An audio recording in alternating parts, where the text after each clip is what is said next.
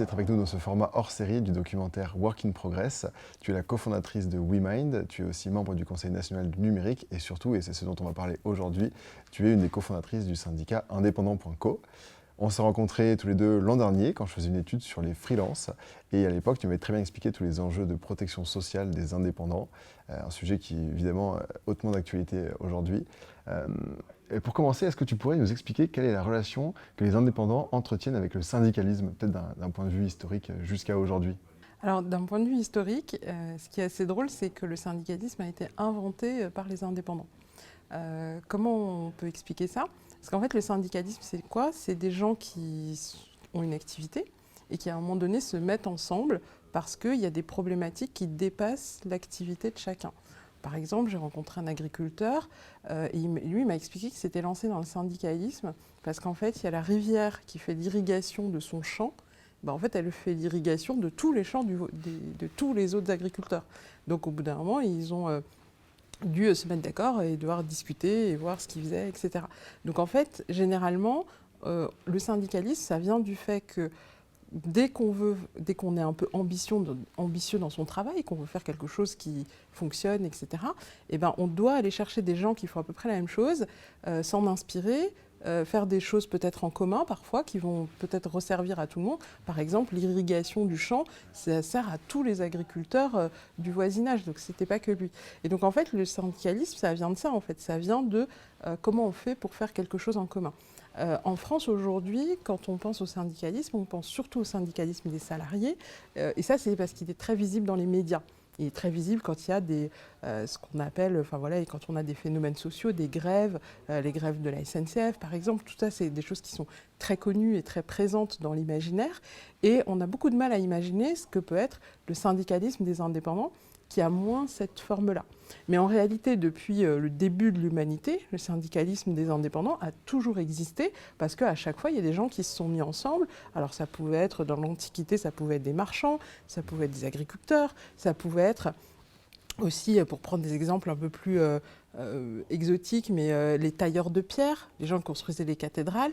Et là, par exemple, le syndicalisme avait pour but notamment de gérer la formation des nouveaux, parce que c'est très très long d'apprendre à tailler des pierres, et donc il faut que tu formes tes nouveaux. Donc tu as plein de problématiques auxquelles un indépendant peut être confronté, et en fait dans l'histoire, au fur et à mesure, des indépendants se sont mis ensemble pour pouvoir trouver des solutions. Et pour te donner des exemples très actuels de syndicats d'indépendants mais qui ne sont pas très connus, l'Ordre des médecins par exemple est un syndicat, le MEDEF est un syndicat de grandes entreprises. Donc en fait, nous sommes entourés de syndicats partout, tout le temps, et qui ont une influence réelle sur nos vies. Et donc là où il manque un peu quelque chose, c'est sur les freelances et ces nouveaux indépendants. On se représente souvent les indépendants comme des personnes qui sont individualistes et qui ont peut-être du mal à se rassembler. Et pourtant, on voit des communautés, on voit des collectifs. Pourquoi est-ce qu'il était urgent pour les indépendants de se rassembler là aujourd'hui en 2020 ? Alors en fait, nous, c'est venu de l'idée qu'on est dans un changement qui est principalement tiré par le numérique. Donc beaucoup de nos activités, toi comme moi, on est dans un monde où on n'est plus dans l'agriculture traditionnelle ou dans l'industrie. On ne taille pas des pierres. Non, on ne taille pas des pierres malheureusement, même si ça serait bien qu'on le fasse, et il y a encore une tradition là-dessus, mais elle est plus marginale aujourd'hui. Donc nous, aujourd'hui, on est dans une situation où notre activité professionnelle, elle est principalement influencée par le numérique. Et en fait, les nouveaux indépendants qui travaillent dans le numérique, c'est les nouveaux indépendants d'aujourd'hui. Et j'aime bien dire que les gens comme toi ou les gens qui sont freelance, qui arrivent très très bien à s'en sortir, pour moi, c'est la nouvelle aristocratie du travail indépendant. Et donc cette nouvelle aristocratie, ce nouveau monde, il doit créer ses propres structures pour pouvoir travailler ensemble. Et donc aujourd'hui, un des sujets, une des problématiques pour ces indépendants, c'est la protection sociale. Mais ce n'est pas le seul. Comme je disais tout à l'heure pour les tailleurs de pierre qui doivent apprendre à tailler les pierres d'une certaine façon, etc., les freelances, ils ont aussi ce besoin-là. Et donc on voit par exemple qu'on a des freelances qui se mettent ensemble, qui développent des techniques, qui se forment entre eux, qui vont s'inspirer par exemple dans d'autres pays, qui vont essayer de trouver des choses. Et donc tout ça, ça relève un peu du syndicalisme. Donc il y a plein de choses autour de ça. comment s'est formé Indépendant.co? Qui le gère? Qui est derrière l'image d'Indépendant.co? Dans le fond, à quoi ça ressemble un syndicat en 2020? Alors, Indépendant.co, c'est une structure qui a un objectif qui est assez clair, qui est d'influencer les pouvoirs publics pour créer un nouveau pacte social pour les indépendants. Et donc nous, on s'attaque à une problématique très particulière. Comme je te disais tout à l'heure, les syndicats traditionnels, ils avaient par exemple un gros focus sur la formation, pour les tailleurs de pierre par exemple. Nous, sur les freelances, on a moins cette problématique. Tu peux démarrer sans avoir eu beaucoup de formation. On a moins cette problématique-là. Par contre, on a une problématique qui est énorme de protection sociale. C'est qu'en fait, dans le contexte actuel, et ben là, on est dans une situation, par exemple, qui est une situation de crise. Et dans une situation de crise, on a les salariés qui sont aidés par le chômage, qui va les aider à rebondir, à retrouver un travail. Et puis, on va avoir les indépendants qui, eux, se retrouvent sans rien du jour au lendemain. Ça, c'est un problème dans notre société actuelle. C'est un des problèmes. Et donc, nous, ce qu'on cherche à résoudre très spécifiquement, c'est la reconnaissance du travail indépendant par les pouvoirs publics et par la société, et avoir des meilleurs droits pour ces indépendants-là. On est vraiment sur ce sujet-là. Alors après, comment on s'organise? Donc c'est moi qui ai eu l'idée de ce syndicat, mais je n'étais pas toute seule en fait. J'ai rencontré Antonin Léonard, qui est cofondateur de WeShare et de Stroïka. Et en fait, on a beaucoup discuté de ce sujet-là, et on pense que pour faire avancer la protection sociale, il faut un syndicat avec vraiment écrit syndicat dessus, et dire à tout le monde, il faut que vous preniez conscience du fait que vos droits sont insuffisants et qu'il va falloir qu'on les augmente. Et pourquoi on s'est dit aussi qu'il y avait urgence à faire ça? C'est parce qu'il y a les plateformes du numérique qui sont en train de monter. Et en fait, si les indépendants ne s'organisent pas eux-mêmes pour définir ce que va être leur protection sociale, c'est les plateformes qui vont le faire. Et ce n'est pas leur rôle de faire ça. Et du coup, elles ne le feront pas forcément dans l'intérêt des indépendants. Donc on a voulu, non pas qu'on est opposé aux plateformes, c'est quelque chose, les plateformes pour moi c'est un phénomène naturel technologique qui est lié au numérique, et ça facilite beaucoup de choses, donc c'est plutôt une bonne chose qu'il y ait des plateformes. Par contre, leur donner 100% du pouvoir et se mettre 100% à la merci des plateformes pour les indépendants, c'est pas une bonne idée. Il faut qu'il puisse y avoir notamment des capacités de négociation. Et donc ce qu'on cherche à faire, c'est à regrouper les indépendants eux-mêmes et à dire que c'est eux qui doivent décider. Donc après, comment ça fonctionne? Nous, on est beaucoup sur les réseaux sociaux. Tout le monde peut rejoindre le syndicat. On a un système de cotisation qui est un système de cotisation libre, c'est-à-dire que tu donnes ce que tu peux pour adhérer au syndicat. Et si tu peux rien donner, tu donnes rien. Et on a fait ça parce que beaucoup d'indépendants, notamment quand ils démarrent, ont des très petits revenus. Et donc, on ne peut pas leur demander énormément d'argent. Donc c'est pour ça qu'on voulait qu'il y ait ceux qui ne peuvent pas ne payent pas. Donc c'est gratuit. Et puis ensuite, un syndicat, c'est démocratique, donc il y aura des élections, et puis les indépendants pourront choisir qu'est-ce qu'ils veulent faire de ce syndicat, qu'est-ce qu'ils veulent défendre, quel est le nouveau deal qu'ils veulent avoir. Et donc moi, ma fonction chez Indépendant.co, c'est de faire émerger la discussion autour de ce qu'on appelle le New Deal des indépendants. C'est-à-dire que même si on s'est créé en période de crise, on est plus là pour résoudre quelque chose dans la durée. Et donc moi, mon objectif, c'est d'amener toutes les explications possibles. Qu'est-ce que ça peut être un New Deal? Et aider à structurer ça. Et pour moi, après, c'est la communauté qui va devoir voter et décider comment ça va se passer. Et est-ce que finalement, ce n'est pas le meilleur moment pour rassembler, pour fédérer tous les indépendants, le fait d'avoir cette crise qui nous tombe dessus? C'est un petit peu le moment où tout le monde va se sentir soudé, va regarder à droite à gauche comment ça se passe pour ses voisins et se dire est-ce que ce n'est pas le moment pour se rassembler? Ouais, alors tu connais certainement cette histoire du symbole chinois pour dire crise. Dedans, tu as à la fois le côté négatif. Crise, ça veut dire que tu as des problèmes, et tu as le côté opportunité, que la crise, c'est toujours une opportunité. C'est un nouveau départ. Exactement. Et donc, le fait d'avoir une crise, moi, c'est un truc auquel je crois à fond, que le jour où tu as une crise, que ce soit une crise personnelle, une crise économique, n'importe quelle crise, il faut toujours aller chercher qu'est-ce qu'il y a comme opportunité dedans et en quoi ça va nous permettre de changer les choses. Et donc moi, je trouve qu'il y a une énorme opportunité aujourd'hui pour les indépendants et les freelances, c'est de se rendre compte de cette différence de droits, de ce manque de droits qu'ils ont aujourd'hui, et de dire, ok, étant donné qu'on en a conscience, maintenant on va l'exprimer et on va devenir une puissance qui dit quelque chose. Et le fait de faire ça, En fait, ça change radicalement les choses. Et donc, je pense que cette crise, aujourd'hui, elle apporte ça. C'est-à-dire qu'elle permet à des indépendants de se rendre compte, non, mais je ne comprends pas, j'ai des amis qui sont salariés, ils sont au chômage partiel, on continue à leur verser 80% de leur revenu net. Et moi, j'ai plus rien. Et ça, est-ce que c'est normal? Est-ce que c'est pas normal? Et donc moi, ce que je voudrais faire comprendre aux indépendants, par exemple, c'est que ce n'est pas normal. Tout ça, c'est financé avec nos impôts et il n'y a pas de raison qu'il y en ait certains qui en bénéficient plus que d'autres. Non pas que je critique ce dont bénéficient les salariés, c'est pas du tout ça. Je dis juste que ça devrait être équivalent pour tout le monde et que les indépendants devraient pouvoir en bénéficier. Et donc je trouve qu'aujourd'hui, ce qui est en train de se passer est complètement incroyable parce que tu as de plus en plus d'indépendants qui sont en train de se dire « Ah mais oui, effectivement, moi je paye des impôts à chaque fois. » Comme tout le monde, enfin, je n'ai pas une ristourne en tant qu'indépendant, on ne me dit pas tu payes moins d'impôts. Et donc du coup, j'ai droit en fait, à ce qu'on met en place au niveau collectif. Donc ça, je trouve que c'est un des éléments positifs, c'est la prise de conscience. Alors les premières réunions d'indépendants.co se sont tenues, je crois, fin 2019. Et puis en fait, le syndicat a pris véritablement son envol plutôt en 2020 avec la crise du Covid. Qu'est-ce qui s'est passé pour les indépendants à ce moment-là? Quelles ont été peut-être les petites victoires qui ont été obtenues au départ? Quels sont encore les enjeux? Parce qu'on est encore dans cette crise, elle est amenée encore à durer a priori. Quels sont les enjeux pour les prochains mois? En fait, ce qui s'est passé, c'est que la crise du Covid, elle a eu ça d'exceptionnel. C'est que pour la première fois, l'État a versé des assurances chômage aux indépendants. Ça n'était jamais arrivé dans le passé. Et ça a eu lieu dans à peu près tous les pays. Tu vois, je me suis entretenue avec le président de Freelancers Union aux États-Unis. Et alors, ce qui est intéressant, on a des idées reçues comme ça, des idées toutes faites sur les États-Unis. On se dit, bon, eux, ils n'ont pas de sécurité sociale, etc. Et donc, on était exactement dans la même situation. En France, on a réussi à obtenir 1 500 € par mois par indépendant.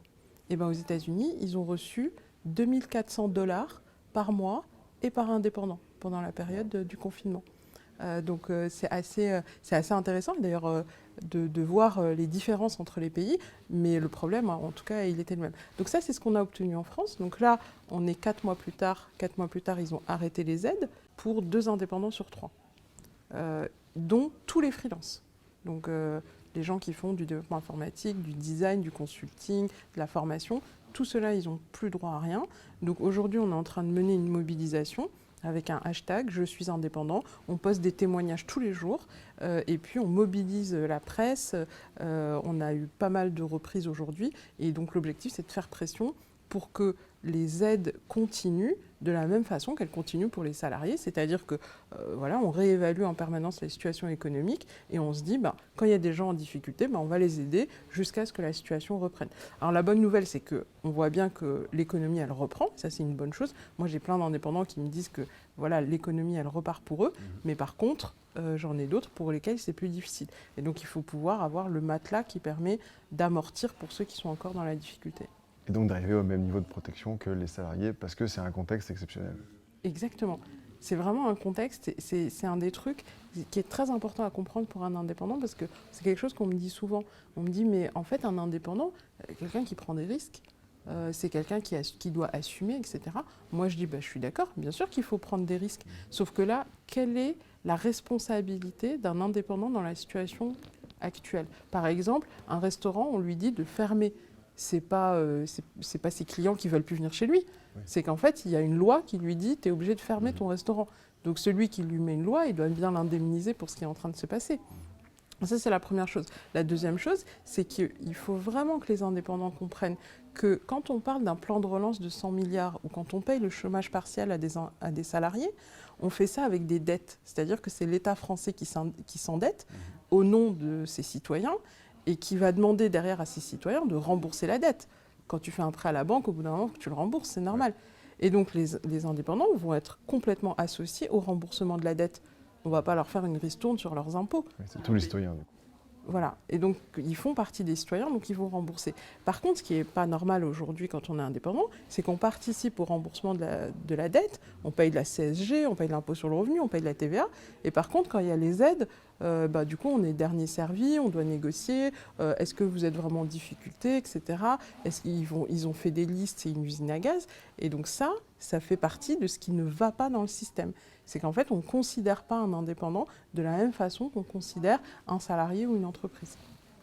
Au-delà des revendications qui sont liées à la crise du Covid, comment est-ce que toi tu imagines la protection sociale des indépendants à plus long terme, à 5 ans, à 10 ans sur quel sujet est-ce qu'il faudrait qu'on se rassemble, qu'on se fédère? Et puis peut-être au-delà de la protection sociale, est-ce qu'il y a d'autres sujets sur lesquels les indépendants devraient se rassembler?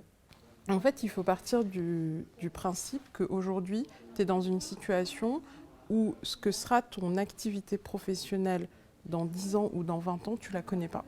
Ouais, c'est vrai. On est J'ai d'accord? pas la moindre idée. Voilà, moi non plus, j'ai pas la moindre Et toi idée. non plus, j'imagine. Voilà, même pour moi, j'ai pas la moindre idée. Et je trouve que c'est pas mal en fait. Ça veut dire qu'on aura une vie pleine d'aventures. Bah oui, c'est chouette. Voilà, on aura plein de progrès technologiques. Le progrès technologique, il est en accélération. On parle de l'intelligence artificielle, on parle des robots, on parle de plein de choses. En fait, on va avoir plein de choses qui vont nous faciliter la vie. Ce qui manque aujourd'hui, c'est la façon dont nous, on va pouvoir évoluer avec la technologie. Comment on va pouvoir se former, comment on va pouvoir changer de travail, comment on va pouvoir s'épanouir en tant qu'être humain, qui est aussi un de nos objectifs, qui n'est pas du travail. Et donc, comment on va accepter collectivement de créer un cadre pour que ce soit possible pour tout le monde.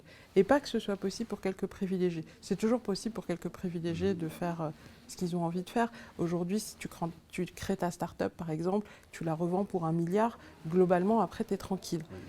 Voilà. Mais tu es tranquille tout seul, tu as juste laissé tous les autres. Donc la question, en fait, le modèle social, il concerne tout le monde. C'est-à-dire comment on permet que vivre dans ce monde-là qu'on décrit, ce soit bien et agréable pour tout le monde. Et donc, si je reviens à ce qui était le début du syndicalisme, qui était par exemple la formation, comment je fais pour que les changements de métier, de carrière, etc., ça soit facile? Comment je fais pour que quand cette économie, en fait, comme elle bouge beaucoup plus, je vais avoir beaucoup plus de temps où, par exemple, je n'aurai pas de travail. Donc, je vais avoir une activité qui va être beaucoup plus en dents de scie. Comment on fait pour m'accompagner sans que ce soit le stress en permanence? Et donc ça, pour moi, ça fait partie vraiment des enjeux de politique publique.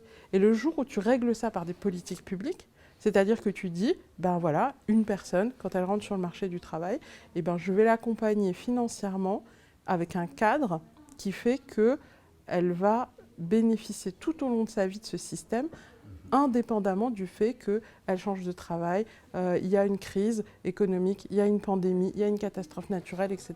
Comment je fais pour sécuriser ça? Et une fois que tu as fait ça, et ben en fait, après, chacun peut faire son métier, son activité, développer des nouvelles choses. L'être humain a d'une créativité incroyable. C'est vraiment incroyable ce que les gens peuvent inventer. Mais pour ça, il faut avoir le minimum de sécurité pour que ça soit possible. Que tu ne te dises pas, tu vois, toi et moi, on respire sans y penser. Et ben, en fait, notre cadre social, il faut que ce soit sans y penser. Et puis après, quand tu as cette espèce de tranquillité-là, et ben, tu as la liberté pour créer, pour inventer, etc. Et en vrai, on ne sait pas de quoi le futur sera fait. Mais moi, je suis hyper optimiste. Le progrès technologique, c'est 100% une bonne chose. Ça ne peut pas être une mauvaise chose. Si j'ai des machines qui fonctionnent mieux, si j'ai des meilleurs ordinateurs et tout, ça ne peut pas être une mauvaise chose. Par contre, si je dis je ne paye plus des gens, je maltraite des gens, etc., en fait, on fabrique du malheur, ça ne sert pas à grand-chose. Donc pour moi, c'est un peu ça. Et si tu me poses des questions plus concrètes, je sais que moi, j'ai en ligne de mire qu'il faut une assurance chômage pour les indépendants. Qui soit semblable à celle des salariés ou par exemple, tu parlais tout à l'heure de construire un cadre dans lequel il fallait aussi aider à former. S'il y en a de nouveaux métiers qu'on ne maîtrise pas encore, il va falloir bien apprendre ces nouveaux métiers. Est-ce qu'on ne pourrait pas imaginer, par exemple, un temps où le chômage, ce ne serait pas forcément un temps où on va rechercher une autre activité, mais on va prendre du temps pour s'arrêter, pour être heureux ou pour simplement se former sur quelque chose d'autre? Est-ce qu'on ne pourrait pas élargir en fait, la définition du chômage et pas simplement vouloir la même chose que les salariés? Alors, je pense qu'il faut surtout imaginer autre chose. Il ne faut pas se dire on va faire exactement la même chose que les salariés. Et donc, quand je suis au chômage, ça veut dire que je ne travaille pas et je reste chez moi et je regarde la télé. Et voilà, ça, c'est très triste comme vision du chômage. Et on peut tout à fait en avoir une vision qui est beaucoup plus positive, qui est une période sur laquelle on est en train d'apprendre autre chose, on a des activités qui sont prévues, où on ne fait rien, mais parce que c'est un choix aussi. Mais là où je pense qu'on peut avoir la définition qu'on veut, mais il faut avoir une responsabilité par rapport à ça. C'est-à-dire que le but, c'est de construire un système Et dans ce système, l'assurance chômage, elle va coûter à la société. Puisque en fait, on transfère de la richesse à quelqu'un en lui disant aujourd'hui tu produis rien, mais je transfère de la richesse. Et donc, pour ça, il faut un pacte, il faut un cadre social sur lequel on est d'accord. C'est-à-dire qu'en gros, toi, tu es d'accord pendant que tu es en train de travailler, qu'il y en a un autre qui bénéficie de quelque part du fruit de ton travail. Et donc, c'est un équilibre à trouver. Quel est le bon équilibre que les indépendants aimeraient avoir et qui serait accepté par tout le monde? C'est-à-dire à la fois pour celui qui se dit, il y a des gens qui se disent, moi je veux travailler toute ma vie et je veux payer vraiment aucune cotisation et aucun rien du tout. Et donc du coup, votre assurance chômage, ça ne m'intéresse pas du tout. C'est quelque chose que j'entends très régulièrement. Après, j'ai d'autres personnes qui me disent, moi je voudrais avoir le même système que les intermittents du spectacle. D'autres qui me disent, non, moi je voudrais avoir un revenu de base tout le temps. Et puis après, si je veux travailler en plus ou pas. Tous ces systèmes sont valables. Tous les systèmes fonctionnent. Il faut juste que ce soit un pacte social qui soit acceptable pour tout le monde. Et je pense que ce n'est pas à moi de dire quel est le bon pacte social. C'est un sujet démocratique, tu vois. Il faut que tout le monde s'exprime, tout le monde se dise, voilà.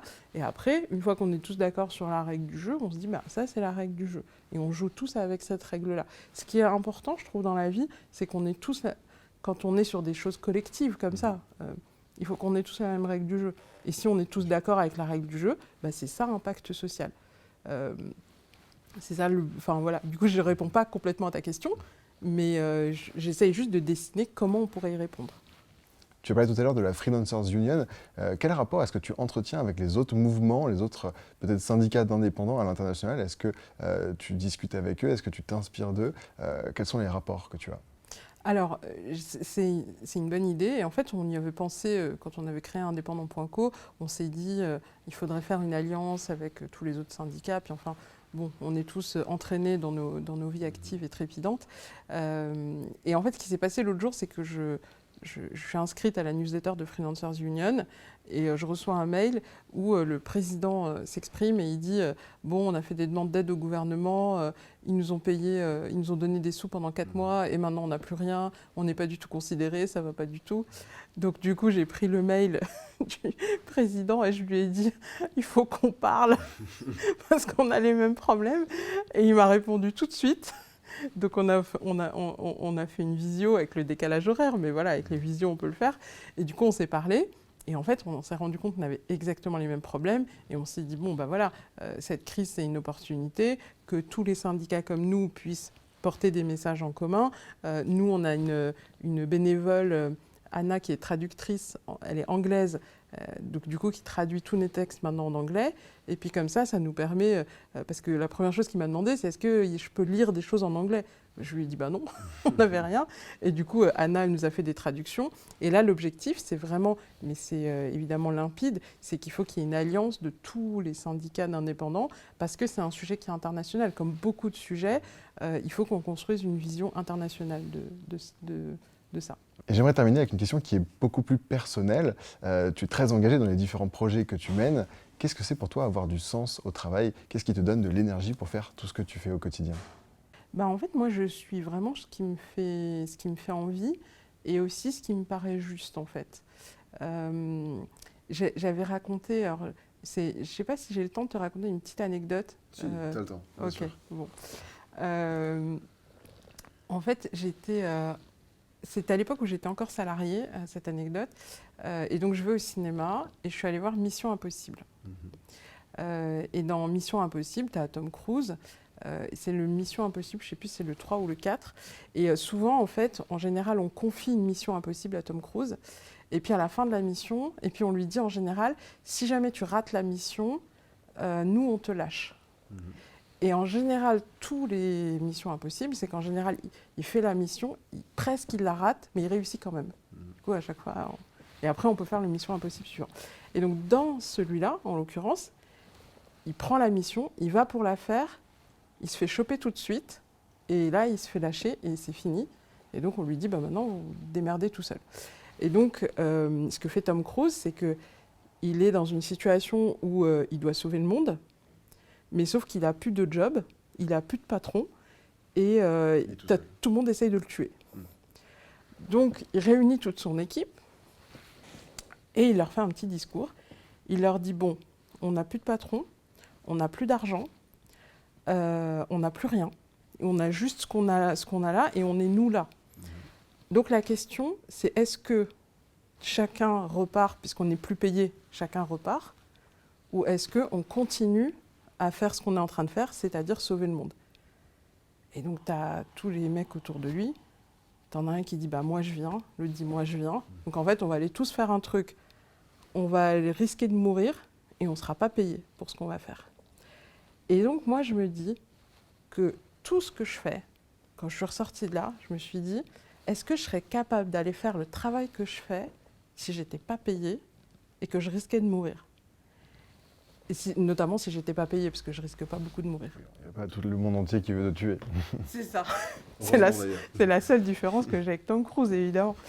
Et en fait, c'est vraiment après, je suis ressortie de ça, et puis je suis allée au travail. J'étais salariée à l'époque, et je me suis dit, est-ce que je viendrais travailler si j'étais pas payée? Et j'ai pensé à mes collègues et tout que j'adorais, et je me suis dit, mais vraiment, moi je viendrais. Parce qu'en fait, je suis comme ça. Je fonctionne toujours sur l'envie et tout, et j'aime bien les gens, et j'aime bien travailler et tout. Et je me suis dit, ouais, je viendrais. Et puis je me suis dit, mais par contre, je resterais... Enfin, je me suis dit, pendant toutes ces années, je serais venue parce que j'ai appris beaucoup de choses. Mais là, maintenant, si on arrête de me payer, je pense que je partirai. Du coup, je me suis dit, en fait, il faut que je parte. C'est-à-dire que si je dois faire un travail et que pour ça, il faut qu'on me paye, c'est qu'en vrai, je n'ai pas vraiment envie de le faire. Et donc, ce qui est bien, c'est que quand je bosse chez WeMind, et ben, en gros, si on me payait pas, je le ferais quand même. Et indépendant.co, c'est très simple, on ne me paye pas. Oui. Là, pour le coup, même si on ne te payait pas, tu le ferais quand même. Exactement. Et je trouve que c'est un bon indicateur pour savoir si tu as vraiment envie de faire quelque chose. Tu te dis, est-ce que si on ne me payait pas, je le ferais quand même?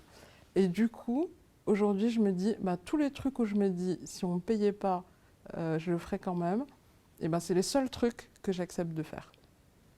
Et du coup, c'est un peu pour moi une base. Enfin, ça m'est resté cette réflexion. Et voilà. Et donc, je fais des choses qui m'intéressent, qui me font envie, etc. Et j'ai de l'énergie et tout. Je peux pas tout définir, mais c'est une des façons d'expliquer pourquoi je fais certaines choses et pas d'autres. Merci Ine pour ce partage. Et morale de l'histoire, si jamais il y a besoin d'un coup de boost, allez voir un film de Tom Cruise.